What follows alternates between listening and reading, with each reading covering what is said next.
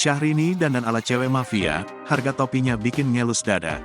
Gaya kece Syahrini sukses bikin netizen ngelus dada. Bagaimana tidak, Syahrini kepergok dandan ala cewek mafia serba hitam dengan barang yang harganya selangit. Topi fedora yang dipakai oleh Syahrini tembus jutaan rupiah meski cuma nangkring di atas kepalanya. Syahrini diketahui telah mempunyai suami yakni Reino Barak. Diperistri konglomerat tajir melintir, Syahrini makin hidup mewah dan berkelas dengan penampilan mentereng. Outfit yang dipakai Syahrini pun tak kaleng-kaleng, termasuk pada topi fedora Syahrini yang baru-baru ini terekspos.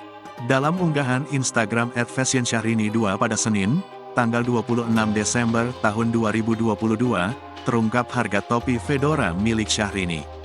Pada potret tersebut, tampak Syahrini berdandan kece serba hitam bak cewek mafia.